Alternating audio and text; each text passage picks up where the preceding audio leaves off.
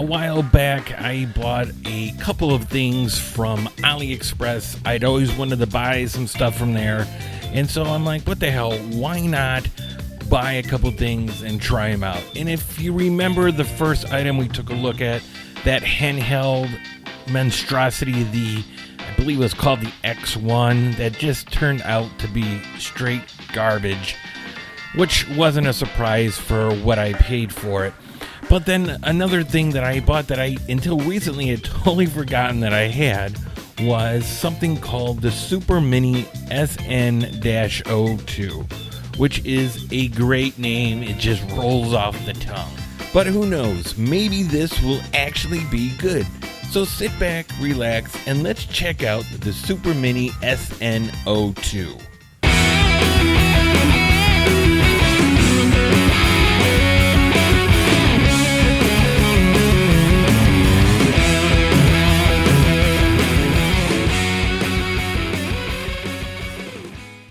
So one of the main reasons why I wanted to try this Super Mini out was because, well, for one, I always wanted to buy stuff off of AliExpress. So it was just, hey, let me buy something here and see what it's all about.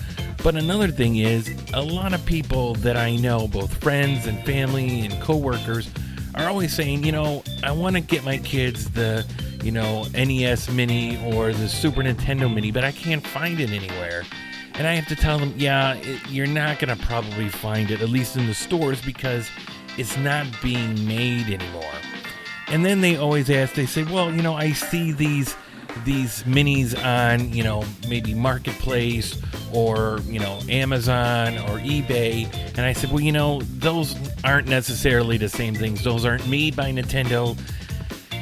They're kind of a cheaper item where it's hit or miss on what you might get. So, I figured, well, I want to buy something off of AliExpress, so let's try one of these things out and see what exactly I'm going to get. So let's take a look and see what the heck this thing is all about. So what do we got here? We have the Super Mini SN-02. A lot of effort in that name. 821 8-bit games. Interesting. It is HDMI out, although I don't know what that means, because you'll see that the quality of the graphics do not show you HDMI quality. And on the back here we have nothing.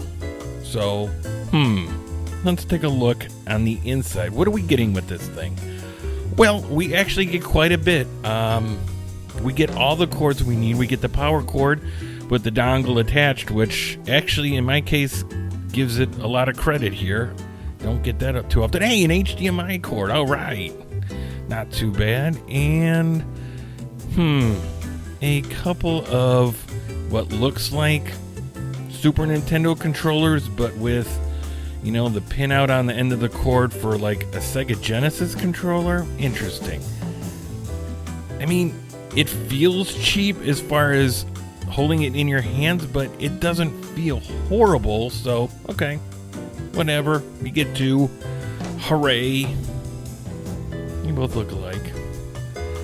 And for the main event here, we have the console itself, which looks a lot like the Super Nintendo and the Super Nintendo Mini, but you're only getting 8-bit games in it. And there you go. 2 ports. And you have the USB port and micro USB to power it. Okay. Pretty basic. And in case you are absolutely brain dead, here's the user manual to explain how this thing works. Let me tell you something, people. If you can't figure it out on your own, then damn. So now that this thing is fired up, we come to the main menu, which is a little bit different than what I thought we were going to get. We got action games, shoot games, sports games, puzzle games, racing games, and fighting games. Oh, never mind. Yes, here is the 413-in-1 scroll down menu. This is exactly what I was looking for. So I guess, in each category, that's what we're going to get. Wait a minute. Did that say Sonic back here?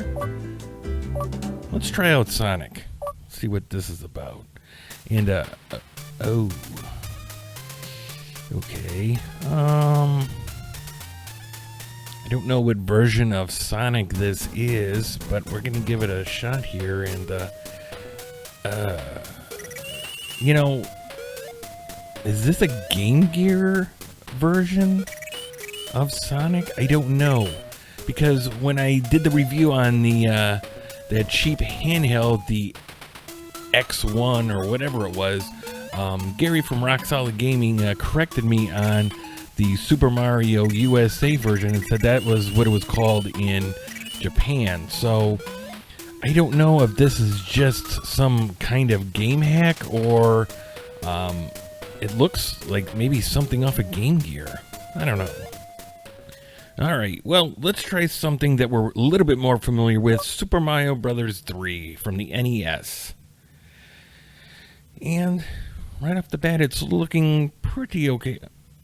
Well, I think we're missing something here on the title screen. Isn't it supposed to say Super Mario Bros.? I don't know. I think if you can hear, the sound is off, definitely. It's very crispy.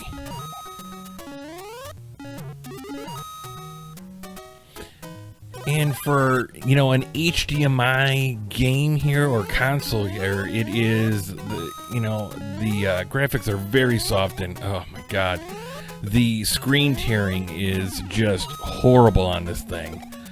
So, I mean, it's not coming as a big surprise so far, but yeah, I mean, it's not the worst thing I've ever played, but, you know, it's not great, that's for sure.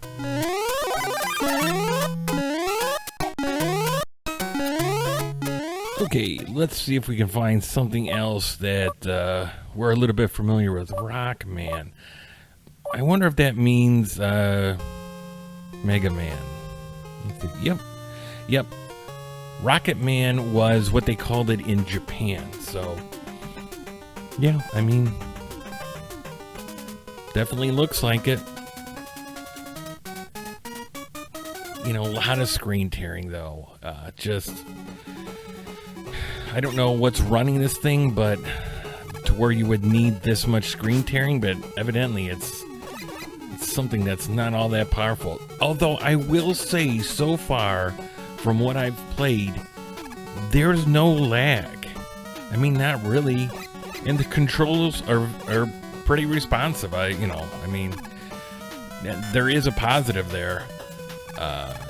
And if you're wondering, well, hey, you know, look, it looks like you're having a hard time playing this thing. Yeah, no, that's not the system. That's just me.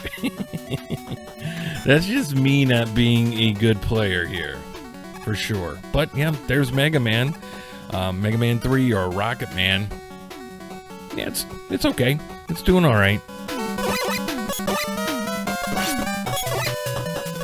And like all of these systems that have, you know, 1001 or whatever games, you're gonna come across probably a lot of them have Contra on there. I mean, because everyone wants to play Contra, but usually they have like a whole bunch of different ones, and that's definitely what we're seeing here. Because it's weird, like right up here at the top, it's showing like Contra 24 in 1. I don't know what that means.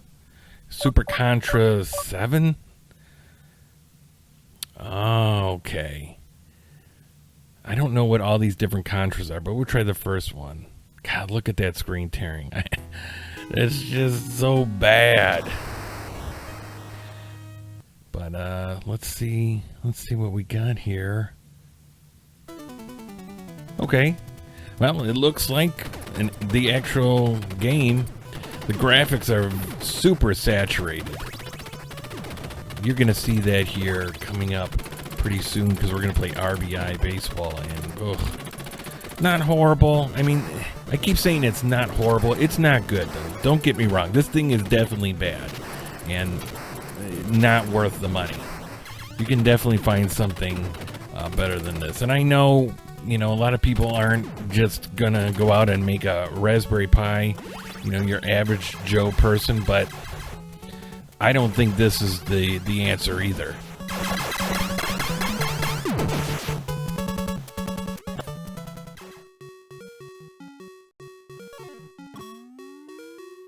going way back, and I'm a boss at this game. Look at that home run right off the bat. Well, you're gonna see here that what I'm talking about with the graphics being oversaturated. Look, you can. My guy who's up to bat is just blending right into the dirt there. So that's that oversaturation, but you know, I mean, none of this should be a surprise for what this system is.